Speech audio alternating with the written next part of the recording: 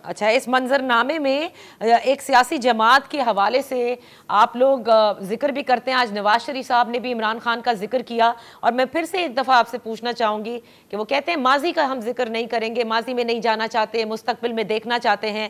لیکن وہ پھر بھی عمران خان کا بھی ذکر کرتے ہیں، لیکن ان کرداروں کا ذکر نہیں کرتے جن کا محاسبہ ہونا چاہیے، کیونکہ عمران خان تو بینیفیشری تھے نا. میں میاں صاحب کے ساتھ ہی بیٹھا ہوا تھا، اور میں نے ان کی ساری گفتگو جو انہوں نے اپنی تحریری تقریر سے ہٹ کے کی ہے، اس میں کہیں میں نے تو کم از کم یہ نہیں فیل کیا ہے کہ وہ عمران خان کو ٹارگٹ کر کے کہہ رہے تھے کہ یہ کیوں ہوا.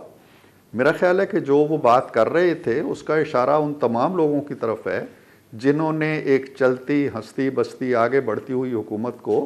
ان کا دھڑم تختہ کر کے ملک کو زوال آشنا کیا. اس کا الزام انہوں نے خان صاحب پہ نہیں ڈالا جو آپ کہہ رہی ہیں، آپ کے سوال سے یہ تاثر ملتا ہے. انہوں نے الزام ان سب پہ ڈالا، اور وہ یہ بھی کہا کہ جی چلے میں چھوڑ بھی دوں، بھول بھی جاؤں، لیکن ان لوگوں کا جو ہے یا یہ مشق جو ہوئی ہے اس کا کسی کو تو حساب دینا چاہیے نا. انہوں نے بالکل کسی کا نام نہیں لیا، نہ اس کا لیا جس کا ذکر آپ کر رہی ہیں اور نہ کسی اور کا لیا. لیکن ایک چیز جو ہوئی ہے کہ ہم 2017 میں کہاں کھڑے تھے، انہوں نے بتائی ہے تفصیل، آئی ایم ایف کا کیا ہو رہا تھا، فاٹف میں ہم کہاں کھڑے تھے. اس کے بعد جو ڈلوان کا سفر ہوا ہے کہ میرا قصور کیا تھا، بیٹے سے تنخواہ نہیں لی، اور اس قصور کے پیچھے جو ہاتھ تھے،